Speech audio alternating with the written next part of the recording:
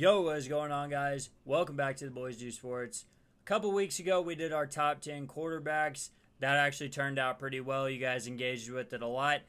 So this week, we're going to go ahead and try top 10 receivers for 2025. Let's go ahead and kick it off with our honorable mentions. So in the honorable mention, I feel like we have to give the nod to Mike Evans. He's been consistent forever, but he's just not top 10 anymore. No, definitely not anymore. I've got same with Davante Adams. He's been a top 10 wide receiver since he was drafted in like 2014. Like since then, he's second in yards behind Tyreek Hill. Like, give me Davante Adams an honorable mention just cause, and then I have Terry McLaurin in my honorable mention as well. Yeah, and then so my 9, 10, and 11. I know we're not doing 11, but I kind of got he has to be mentioned for me just because he was so good in his rookie season. I have Brian Thomas Jr. just shy of the top 10. I wanted to give her some respect to my 9 and 10. I got to keep him on there, but I do really like Brian Thomas Jr. a lot. He's definitely elite, and he could easily be top 10 for me. I'm not going to even argue with anybody that if they say he's top 10, I'm like, yes, I agree. Like, he can definitely be top 10 in some people's lists, man. For sure. Yeah, so at number 10, I have Drake London. I think he needed to be on this list. Yeah, no, I got London at 10 as well. The guy has just been trapped by extremely bad quarterback play. Like, I do believe Penix could be the answer. He looked great last year when he played and really hyper-targeted London. So let's just hope London has a huge breakout year this year. Yeah, I mean, I really feel like this was his big step up year. Like, that really jumped him into the top 10 for me. I mean, he had 100 catches, 1,271 yards, 9 touchdowns. He was a force to be reckoned with. I mean, he was definitely one of the reasons why the Falcons' offense was, like, popping off. I mean, they were really just clicking a little bit. They just couldn't win games. I don't remember what it exactly was. I remember watching a lot of Falcons games and being like, man, what the fuck? Because, I mean, they came back on the Eagles real early in the season. I thought the Falcons were going to be the real deal. Kind of fell off a cliff. I mean, that shit just kind of happened. So same at number 10, man. That's two episodes in a row. We had Goff at 10 last week. Well, last episode. Number 9. I have Scary Terry. I know you have him in your honorable mentions. But he scored 13 touchdowns last year, man. I mean, like, he finally took that giant step up with a good quarterback. He barely grazed 1,000 yards, but that's not really what we're talking about here, all right? We're talking about a guy that's probably going to have a career year hitting the big 30-year-old age mark there. Yeah, he turns 30 in September. Like I said, he's in my honorable mention. He's close. I just like these 10 other guys better. So hopefully Jaden Daniels doesn't have the sophomore slump like everyone else normally does. And if he does, I think it'll come at the expense of his wide receivers, but a boost to maybe even his run game as well, but just a down passing year. But we'll see. If he doesn't, Terry McLaurin will be 1,000, 1,100 plus yards, 10 plus touchdowns again. And he's just right there at the edge of that top 10 receivers. I have Nico Collins at 9. Could be higher very easily. He's shown super high upside, but he hasn't had a healthy season yet. So just once he shows it, which I think he can, I think he'll go up higher. He'll be over, my probably 6, 7, 8, maybe 5, 6, 7, 8. We'll just see. Yeah, I mean, it's just he's just super talented. If he can just stay on the field, I have him a little bit higher. We'll get there when we get there. I just think he's just very. I mean, whenever he's on the field, I feel like he's probably always going for 100 yards plus. Every time he's healthy and in the game, I normally take 100 yards plus for Nico Collins because it almost seems automatic when he gets involved in the offense. So, I mean, having Christian Kirk as his wide receiver too until Tank Dell is healthy, a little tongue twister there. I think he puts up good numbers there. So yeah, I have him a little bit higher. My number 8 slot, I have my boy Malik Neighbors. I know you have him higher because we talked about it a little bit. I'm trying not to let my bias in because if he has a great season this sophomore season and he can jump into, well, he's proven he's done it 2 seasons in a row. I'm going to be very annoying. I'm going to say he's top 5. I'll probably be arguing with Cowboys fans saying he's better than CeeDee Lamb. So, I mean, like, that is coming. I'm leaving him at 8 for now just because I think 6, 7, and 5, they kind of just are more proven. So that's the only reason why I have him at 8. Very understandable. Kind of the same reason I have Brian Thomas Jr. at 8, Malik Neighbors, LSU teammate. Brian Thomas Jr. showed he is a top 10 wide receiver with just terrible quarterback play last season, just like Malik Neighbors. Like, both came out of LSU, both went to pretty bad teams, both had terrible quarterback play, both didn't have anybody else in the receiving game in the offense. Like, they had very similar seasons, just Brian Thomas Jr. got more games in because Neighbors had that concussion.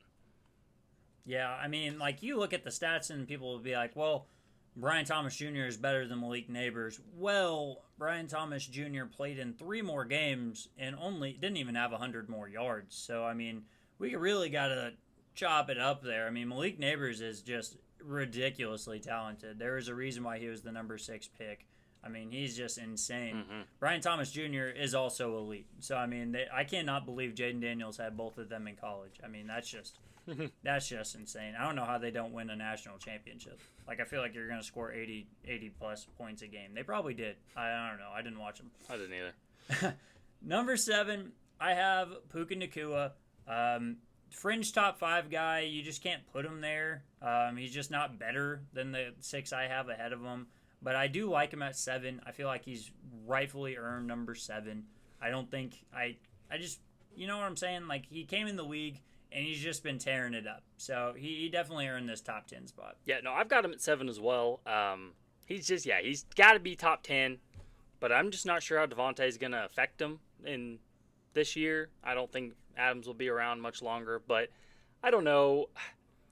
I feel like I probably should have put Puka at like 10 and had BTJ at 7, Nico at 8, and Drake London at 9. But all 4 of those guys are just kind of flip-floppy to me. Like, but I like Puka is a little more proven, I believe. So 7 is a good spot for him. Yeah, I mean, he really is like, he kind of got thrusted into the wide receiver 1 role and just took it. And like they still couldn't stop him. I mean, Cooper Kupp gets hurt. Puka Nacua fills right in. People, like, I'm sure Rams fans didn't even realize that their Triple Crown winner literally was hurt and gone because Puka Nacua was that good. So, I mean, definitely an easy top 10 guy. Honestly, could work up into that top 5. I just think Davante Adams probably will hurt his stats in the coming seasons. What, has he got 2 years left in his career, maybe? Yeah, maybe. Maybe 2. Yeah, we'll see. Number 6, I have Nico Collins.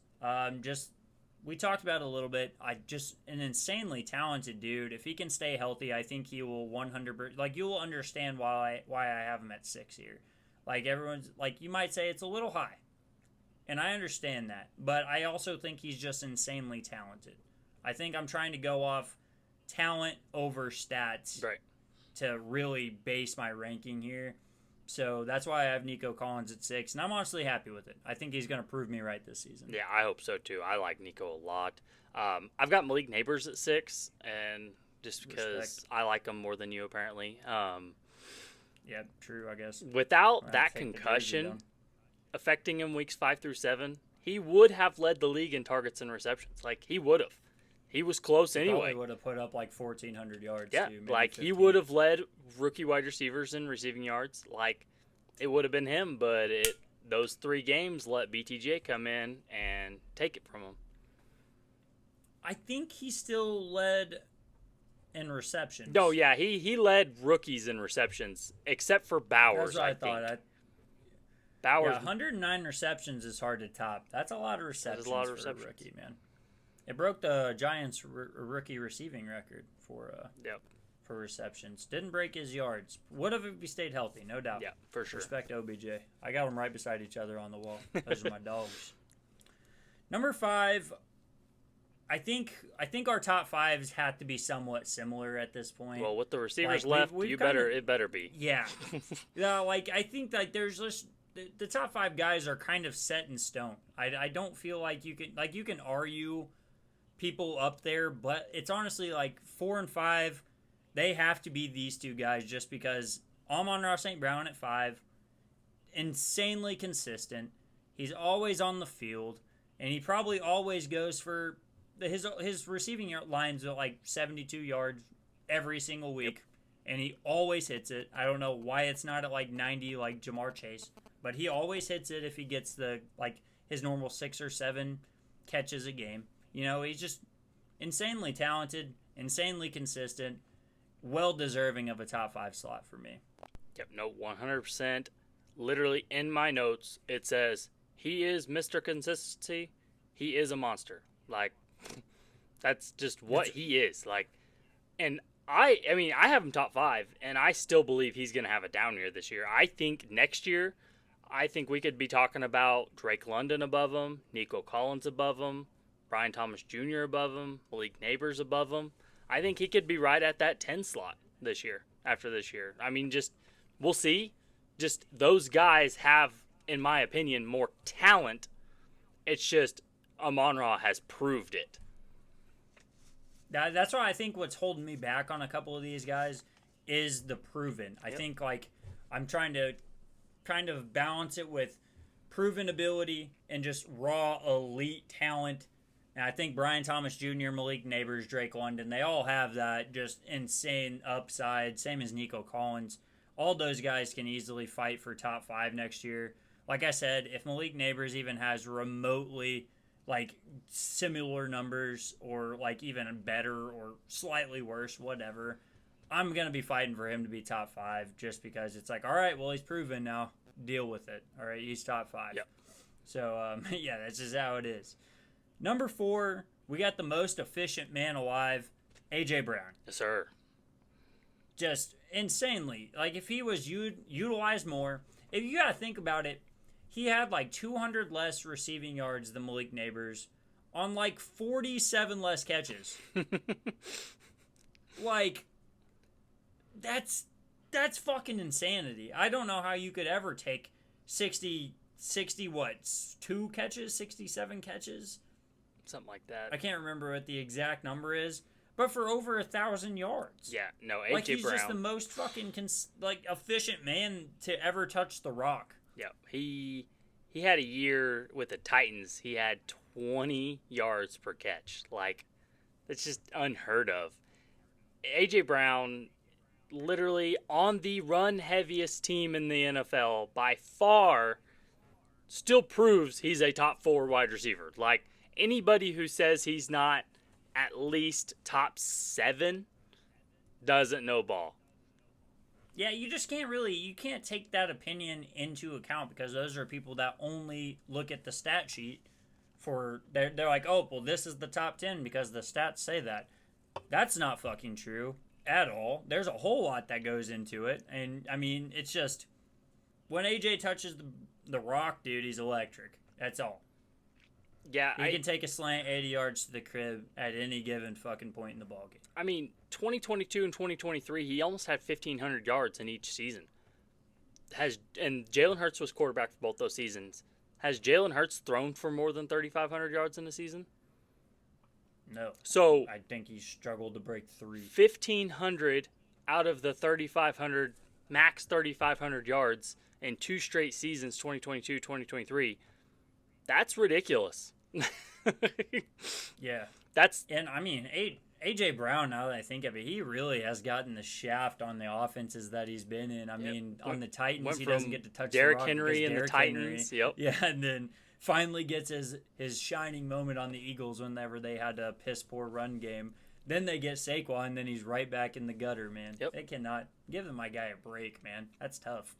Yep, love him, though. Well, if we have A.J. Brown at 4, that probably means our top 3 are pretty close. I have your boy, number 88, CeeDee Lamb at 3. Yep, give me CeeDee Lamb at 3.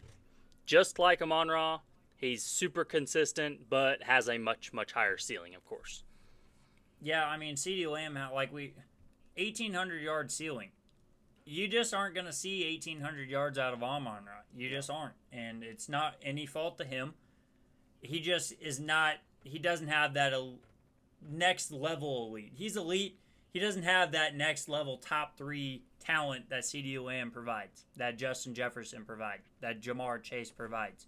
Like, he just doesn't have that next kick, you know? So that's kind of where he's stuck. But CeeDee Lamb, absolutely certified top 3 guy. I feel like the top 3 is just cemented. Like, I don't know how you can argue. You could probably argue CeeDee Lamb out of the top 3, maybe for A.J. Brown, but not to me. I feel like the top 3 are cemented for me. Yeah, for sure. CeeDee Lamb, drafted in 2020. Do you remember the 2 wide receivers taken before him? One's in jail. It would have been... it was Ruggs and Jets, no? No, Jets was taken later. It was Ruggs and Well, then it Judy. wasn't... okay, Judy. Yep. I was like, because the fucking Eagles... No, yeah, the Eagles took Rager. Yeah, the Eagles took Rager. That was a weird and Vikings little took draft Jettas. class. Yeah. Yeah, man. Absolutely insane, man. Wow. Yeah, Lamb What a fell draft class, to dude. 17 to the Cowboys, and we ain't looked back. Man, you should have looked back. You should have grabbed Jettas, but But whatever. probably, I guess you, but- give consolation prize. You know, it's hard to be mad with CeeDee Lamb, but Yeah. I mean, whenever it's like, well, Justin Jefferson fell behind it, it's like, goddamn. Yeah. I guess we missed that one.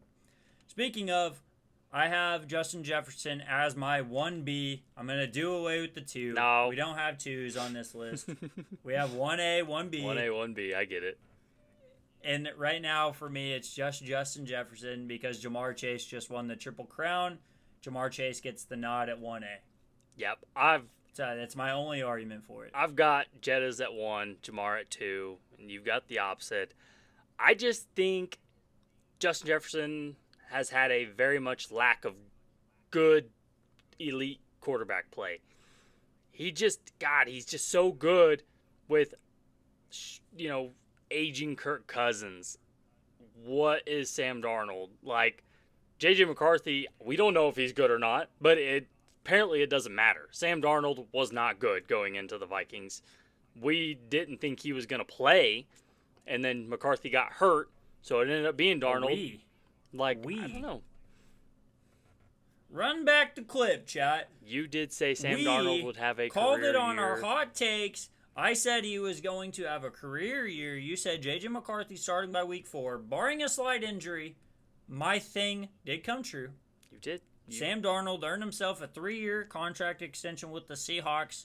I was on the nose with that one. You were. Right? You were. But Justin Jefferson is quarterback proof. Kevin O'Connell could take snaps, and Justin Jefferson will still break 1,500 yards. It does not matter who's at quarterback. No. I'm not as high on J.J. McCarthy as I am Joe Burrow. No. But J.J. McCarthy just has to throw it in Justin Jefferson's general direction. That's all that matters. Yeah, which is like a Keep it out of the 6-foot defense's radius. hands. Yeah, just throw it around Justin Jefferson. Yeah, Just throw it there. Jamar is a badass wide receiver. That's why he's my 1B. I know a lot of people have him over Jettas, but I don't. He's attached to Burrow, which we just said Burrow is, and he is one of the best pure passers in the NFL. And I just think Higgins really helps with that coverage because Higgins would be a number 1 wide receiver on half the teams in the NFL. So, yeah, Higgins definitely draws more respect from defenses than Jordan Addison does. That's not a shot at Jordan Addison. They're just completely different wide receivers. Yep. T. Higgins is a wide receiver 1. Jordan Addison is not a wide receiver 1. He does help, like, kind of open up the middle of the field for Justin Jefferson. But T. Higgins can completely draw a safety out of the defense and leave Jamar Chase just standing there wide open. And it happens all the time. Jamar Chase has the crazy 200-yard, 3-touchdown games all the time, it seems like. I feel like he breaks 2 or 3 a season somehow. But, like he had, 2 last season? Like, it was crazy. But that's just the kind of respect that T. Higgins draws from defenses that Justin Jefferson just doesn't get that help. yeah, no, I mean, in reality, T. Higgins, let's see here. Bills, he'd be the number 1 wide receiver. Absolutely. Not the Dolphins. Jets. Patriots. Maybe. Jets. Dolphins, maybe. We're just going to leave out the Dolphins and we'll take the Jets. So we'll say that's 3. The AFC North, Ravens, yes. Browns, yes. Steelers, yes. So that's 6. Then we got South, Texans no, Colts yes, Jags no, Titans yes. So that's 8. The West, we got Broncos yes, Chiefs yes. That's 10. Chargers yes. Chargers yes, Raiders yes. That's 12. All 4. Okay, NFC East, Cowboys no, Giants no, Eagles no, none Commanders of we'll them. just say no. Yeah. NFC North, let's say Bears yes. Lions no. Let's say Bears yes, I don't Lions think no. I'm taking T. Higgins over. Yeah, if we'll just do that trade off. But I like DJ more than I like T. Higgins. I like T. I think's a better wide receiver than DJ Moore. But anyway, Packers yes, Vikings no. So that's 14. The South, Falcons no, Panthers yes, Saints yes. That's 16. Bucks no. Bucks no. We'll just say no, even though it's close NFC for me. West. Cardinals. I think the Niners yes. Let's just say Cardinals no, Cardinals. Rams no, Niners yes, Seahawks yes. That's 18 teams, 17 teams. Yeah, just over half the teams, and that's like, including the maybes, that's a good number. Damn but near T. 20. Higgins is just, it's just he's that guy, man. He's that guy. That's all it is about it, man. Who in your top 10? Let's say we're doing this from a year from now. Who in your top 10 do you think is most likely to not be in your top 10? Scary Terry. Other than Scary Terry, because he's out of my top 10. Scary Terry, Puka Nacua.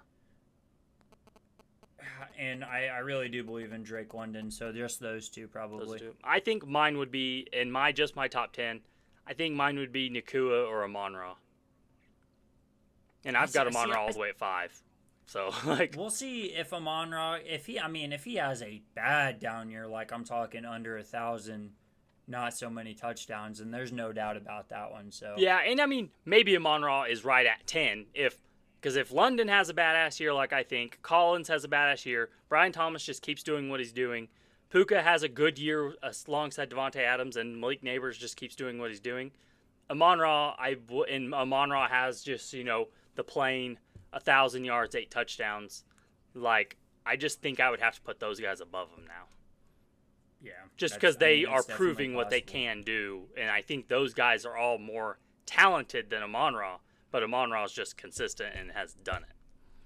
Yep, absolutely. All right, guys, so that's been the video. If you enjoyed, make sure to drop a like. If you guys disagree or agree or just want to comment your top 10s, go ahead and drop them in the comments. We'll talk about it, and we'll see you guys next time.